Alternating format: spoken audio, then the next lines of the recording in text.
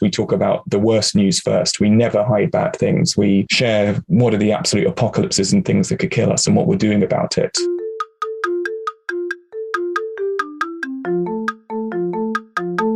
This week, we are brought to you by Attest. Attest is a consumer research platform that enables brands to make customer understanding a competitive advantage with continuous insights. By combining unparalleled speed and data quality with on-demand research guidance, the platform makes it simple and fast to uncover opportunities with consumer data and grow without guesswork.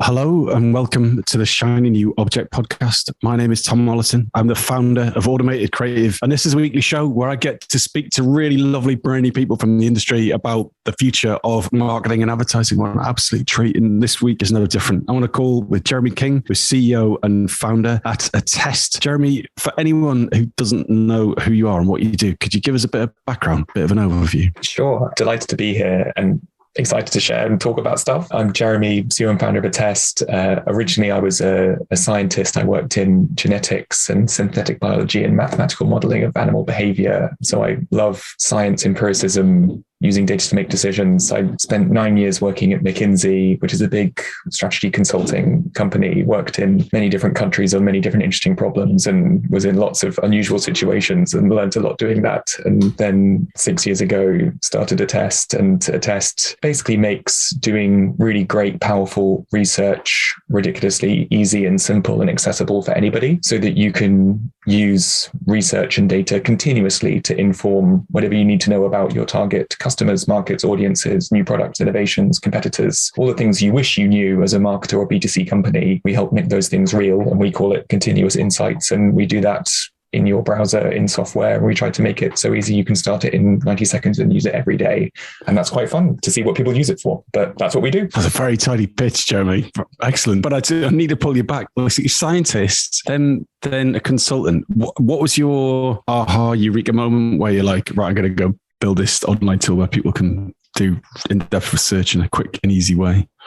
Well, it sort of combines those two things plus a secret third that maybe is a part of many different companies' early stages. So first part being, as a scientist, I really believe more companies, more businesses, more people should use data to make decisions. Deep down, everybody knows that they should know their target customers better, and everyone wants to be data-driven. And in science, you're basically obliged to do that. So when I got into the world of business with McKinsey, I was quite disappointed, even angry, disgusted that people didn't use data, and found even people in big companies who should have all the data and all of the information guessing what consumers wanted and massively fucking it up. It was really bad and embarrassing. And as a scientist, it made me feel that it was completely wrong. And then in those 9 years at McKinsey, more than 25 different countries, I saw this same problem everywhere. Big companies, small companies, new products, old products. People were being forced to guess what their target market wanted. You have Steve Jobs can do that accurately again and again and again, but there's very few people like that. And most product launches fail. 95% of product launches fail, according to Clay Christensen at Harvard Business School. Customer data is the most valuable form of data. The most valuable customer data is about the customers you don't have yet. Somehow we all know that that's really valuable and that we should use it all the time, but it's really hard to get and no one does anything about it. So there seemed to be a big business problem that existed everywhere. Then the third part is kind of the investor story, which is a bit boring, but needs to exist, particularly for big, expensive SaaS companies. $80 billion total addressable market for market research and data, everything from Qualtrics to Kantar to Medallia to Forrester and Gartner. That's an $80 billion market. So 35% larger than the hamburgers, more than twice as large as video games, big, chunky market. But to my point earlier, it doesn't really serve most people. Most people don't use it. Most people can't buy from that. Most people are forced to guess. And if only we could make doing that really powerful and valuable and useful thing much easier, more people would do it for more things more often. And that's what Attest is all about. And that's how we started. And we packaged it up neatly as saying, you should use continuous insights all the time because you've wanted to all along. And we've made that easy for you. But deep down, it's a huge business problem that exists everywhere. That's also a personal passion. So why is there still situations where people aren't using data to make sensible decisions about their target audience? Yeah. I mean, great marketers have intuition, and good research and good data informs your intuition. Great marketers also have doubts. What if I'm getting this wrong? I've got 30 different ideas and I've chosen idea 17. What if it was idea 18 that would be slightly more successful? Is this going to work equally well in Mexico and Germany? It doesn't feel right to take the same approach in both markets, but that's what I think I should do. So great marketing is the combination of intuition and data and doubt and commitment and risk taking. So we say Attest exists to help inform every intuition and dissolve any doubt. We aren't here to tell marketers what to do. We don't think data is the sole answer. Data's information. It's there to help you inform the intuition and dissolve the doubt so that you can make bold moves and increase your search space and be right more often. So I think true alchemy, particularly in marketing or in any aspect of B2C, is when you combine our view of the market, which is unique, and our stance and our brand and what we can do and our products and what makes us special, with unique new views of the market that other people don't have, that tell you where to go next, what's most likely to succeed, where is the highest predisposition or likelihood of success. Put those two things together, that's where great alchemy comes from. And therefore, where that goes wrong is when people are just guessing and have no data and their intuition is weak and they still have doubt and they're not doing anything about it. And that's why we try to make Attest so easy. Jeremy, you're frustratingly articulate. So I'm really keen to know, when have you got it wrong? What has been that biggest screw up in your career today at this point, where you're face palming horribly, but you're kind of glad it happened anyway? Oh, so many screw ups. If bad defines good, it's good to experience some bad some of the time as well. I think I could name hundreds of things over the years that I've screwed up personally or been in and around and probably caused. The one that was most pivotal for me was a time very early on in my career at McKinsey. I was working in Chicago. It was brand new client to McKinsey. It was also my first time managing a person. So, big step up for me, being in an interesting new place, a whole new sector, completely new thing, really cool, hot new industry. And we were working on this model that basically, I can't talk about exactly what it was about, but it was basically building an entirely new business within one that already existed, and then creating a whole new independent entity out of that, which would become something very, very large. We had a team from all over the world, people from Brazil, UK, Israel, Chicago, West Coast, US, Seattle, Miami, etc. Everyone had gone home on Thursday afternoon, as we all do at McKinsey. My girlfriend was flying in from the UK to visit for the weekend. Fridays are kind of a day off, and we spent all Friday working on the model, making sure that what we were going to say was exactly spot on. Everything lined up perfectly. 4 p.m. rolls around on Thursday, declare victory, done. We're ready to set this for the Monday morning first thing meeting, and to say, this is what you should do with this amazing idea, and here's how we've made it real. Aren't we geniuses? Comes to about 5:30, and I spot this very simple error in the Excel model, and it's my fault. It was created by me and this other person who I was managing for the first time working on this model. And I had a decision to make. It was not particularly material. It moved the number around a little bit, but it didn't change the overall result. And I had a choice to make. Do I hide this? Do I bury it? Doesn't really matter. Or do I basically ruin everyone's weekend by saying, hey, people who've gone home to their families, one person was helping their sister move to a new university, all these things that I knew were going on. Like, do I pull the alarm bell and say, everyone, you need to stop what you're doing, and we need to change all the slides, all the Excel model, all the decision making? It's an immaterial change, but accuracy, we're at 0 right now, and it takes us to 100. And I decided that I was going to ruin everyone's weekend. I'm going to do the hard thing, pull everyone back. Everyone, some people were understanding, some people were furious. I said, I found this. It's also my fault. I'm going to quarterback this thing. What I'm going to do is I'm going to ruin my weekend most, and I'm going to call on you each for 3 hours to do your bit, and I'm going to guide you through it. And you need to tell me what's wrong, but I will quarterback this thing, and I'm going to minimize the time I take away from your weekends, but I'm going to need your help. And when I call, you need to answer. And since then, that moment where it would have been easy to not do that, but ended up being the right thing to do. People hated me at the time, but we look back 2 weeks later, we're like, that was actually worth doing.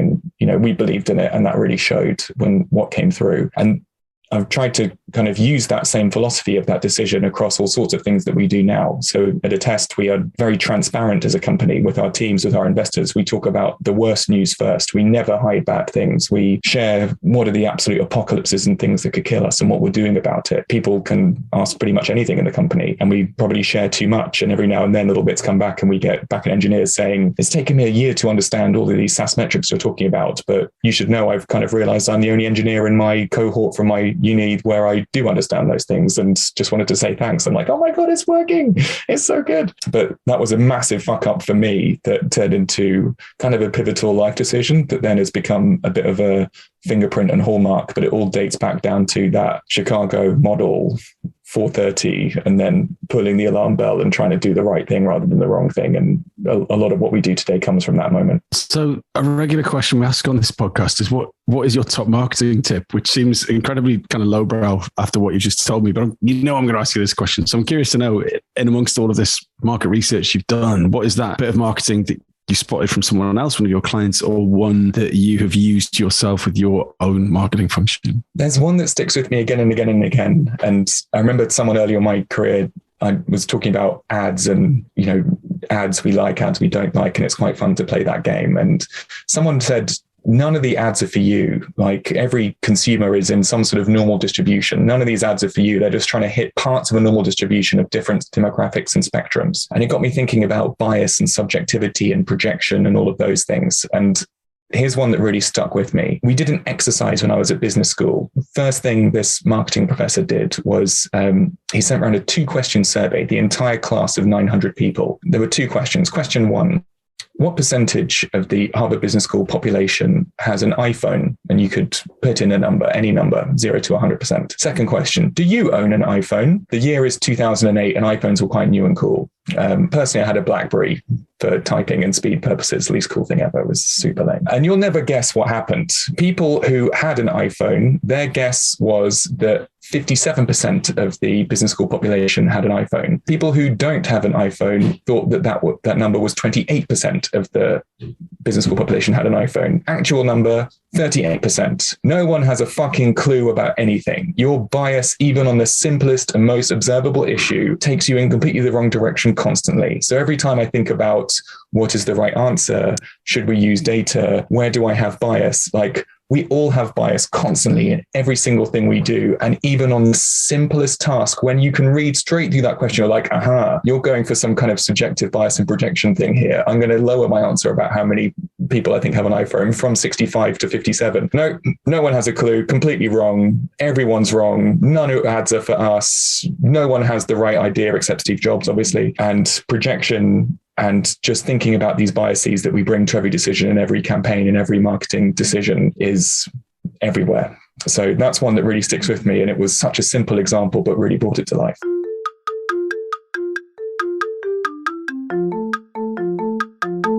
This episode of the Shiny New Object podcast is brought to you in partnership with MadFest. Whether it's live in London or streamed online to the global marketing community, you can always expect a distinctive and daring blend of fast-paced content, startup innovation pitches, and unconventional entertainment from MadFest events.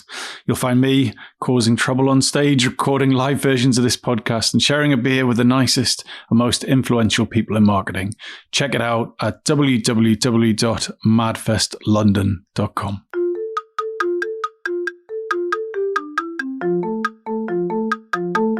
So we are going to move on to your shiny new object now, which is education, as in schooling. So I'm curious to know why this is your shiny new object and why you think it represents the future of marketing.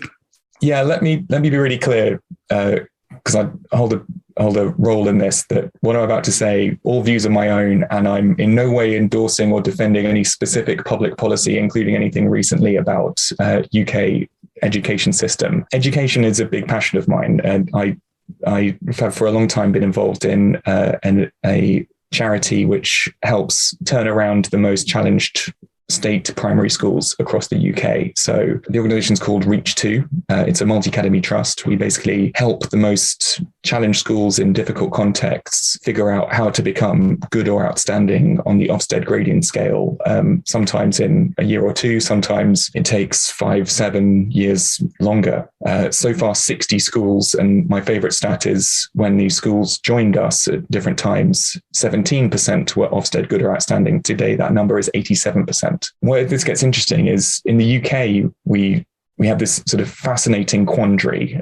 There is absolutely no reason why every state primary school cannot be good or outstanding. The UK funding formula means that every child has a revenue number and a sort of level of financial support attached to them. With that, it is possible, if any school can be good or outstanding on the Ofsted scale, with that same funding, it's possible for every school to be good or outstanding. It's not a forced curve. It's just a simple absolute standard. And my personal belief is that when it comes to issues of social mobility, social inclusion, getting more STEM subjects at earlier ages, having greater tolerance of different ethnic characteristics or diversity characteristics or different backgrounds of how we end up in primary school. Primary schools, particularly the early years, are where we can have the widest possible impact for positive change in all of those issues. If we want more engineers and software engineers, where does that start? Primary schools. If we want to make society more inclusive and have greater opportunity and mobility for historically disadvantaged communities, the best place we can start that in a scalable way, primary schools. Again and again, primary schools, and we have this funding formula where that can happen consistently, and for some reason it doesn't. Where this gets interesting is the opportunities to change that, and this is where we make the connection to business and to marketing. It's actually really simple things that help improve education. It's things like heating and lighting. It's things like having a payroll system. It's things like having the right overall positioning and branding for the school, making school a good thing, making free school meals and how children receive them a destigmatized and a positive experience rather than something to, in many contexts, hide from society. These are material benefits that help different populations receive a better education, and applying business and marketing skills to those contexts can help that work out better. All of these things can be affected at huge scale in primary schools, and it's simple business challenges and problems and experiences, and applying them to an education sector, often in many times for the first time, can have really, really big impacts, as we saw in those results. And that, for a long time has been my shiny new object, trying to get more business skills into education, particularly state primary schools, because the impact is so vast across tens of thousands of children who are in good or outstanding education experiences when otherwise they wouldn't have been. And that's a lasting impact. And it's very simple business and marketing experiences and tools that get to work there and have that impact. And for me, that's shiny, new, exciting, also important, fun, practical, and almost has a sense of obligation. So, being a young parent myself, you hear a lot of people with strong views about education, and then you hear teachers saying that everyone judges a teacher because they've all had one. And yet every adult seems to have an idea for how to improve education based on their worldview. But yet these two worlds seem very separate. The idea of the reality of being a teacher, the reality of delivering a curriculum, and the hours and effort that's involved in that, versus the kind of man on the street, woman on the street who things that get all sorted by adding in this thing or taking this thing out. Like, why is there such a gulf between those two mindsets, and why aren't all schools achieving at the level they are if they all have the same funding? Yeah, let me answer the second question first, then I'll try and hit the first one. So why aren't all schools achieving the same standards? It's a matter of execution, simply in that we all receive the same funding for the same sort of services. Getting execution right, the right balance of resources, the right attraction and retention of the right teachers, the right relationships with parents, the right resourcing of different curriculum programs, the school building itself, all of the funding and support is there. Every school can, with sufficient time and sort of input and awareness of the right ideas, become good or outstanding over time. So it's all there for the taking, and the barrier is execution. And for many schools, it's knowing what good looks like is the biggest problem. Let me try and sort of make it real from a marketing context. So here's a real example. We had a school, I shouldn't name the school for obvious reasons, but we had a school that was in a very challenged context where for 2, even 3 generations, the school had really failed the local community. If you were a parent who went to the school, you would expect that your kids would have a very negative school experience too. This is known to be a very challenged and troublesome school and no one has had good experience there for generations. Suddenly, we made a number of simple changes and that school became a good school. The thing is, reputationally, it's not good. As a parent in the area, school was not good to you, and particularly this name was not a particularly good place to be. As the operator of the schools, you want the school to be full of happy pupils. That's where you get more revenue. More pupils brings more revenue, which means you can make more investments in more teachers across more scale, make more investments in systems to make those improvements stick. So there's a bit of a vicious circle between the perception of the school, which is that it's bad, the reality that it's now good and in many areas outstanding, and what helps make that stick is that we have more children in the school and more happy parents who believe the school is a good thing. And that's a marketing challenge. It's convincing people that there's a change in this product. This brand has evolved. The reason you should believe in it is different than it used to be. And how to get that message out to parents and grandparents and get them to change their viewpoints about what school is, this specific school, and what they should expect from it, why it's changed, why school is now a good thing, and how to really commit to it and what you can do, and then also to learn from those people in the community what the school can do for them better. That's a marketing challenge. Teachers, head teachers, school business managers, teaching assistants, other people in the school have no idea how to do that. They've never worked in marketing. They don't know how to think about brands or positioning. They don't know how to run a local PR or social media campaign to get this message out there, even at the simplest level in many cases. So that's where, very, very simple marketing tactics. Pretty sure everyone listening, while I've been talking, I hope you've come up with a view about how you do that. That's exactly what they need. So it's these things that help the school become better, change the perceptions of the school, of education itself, that helps us bring in changes to societal norms, STEM inclusion, what school can be for you and how that's different now than it was maybe for your own parents or your own experience. That's marketing of schools and changing in brand awareness and perception. And that's where very, very simple marketing skills can have a very material impact on a large part of society and changes we want to see in the world around us. Well, Jeremy, that is an incredibly refreshing view and really beautifully put. I enjoyed our conversation so much, but we're at the end of it, unfortunately. So if someone would like to reach out to you to talk about education or market research or all of the things you've talked about, where would you like them to do that? And what makes a really great outreach message to you? Oh, wow. So it's easy to guess my email, so I'll just read it out. jeremy.king@askattest.com, ASKATTEST.com, first name, last name @askattest.com. Find me on LinkedIn. I'm easy to find. Good outreach to me.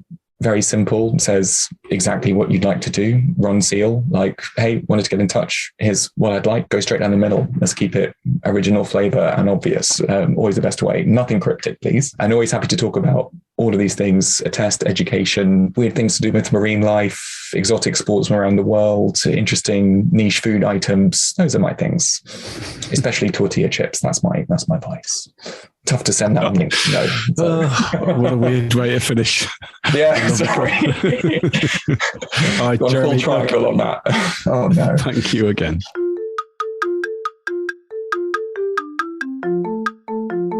Hi, just before you go, I'd really appreciate it if you could take the time to write a review of the Shiny New Object podcast on Apple Podcasts or iTunes, whatever it's called these days, or whichever podcast provider you use. We're an indie podcast, so it would go a long way for us if you could just share the word and give us a bit of a support on those channels. That would just be fantastic. If you haven't got time, that's also cool. And yeah, if you could tell your colleagues about the podcast, and also, if possible, don't forget to subscribe. And I'd love to hear your feedback. If you'd like to speak on the podcast or be a guest, or you think I'm asking the wrong questions, anything, I'd be super interested to hear what you think. So please email me at tom@automatedcreative.net. That's TOM at, I'm not going to bother spelling it. Anyway, you'll work it out. Thanks so much.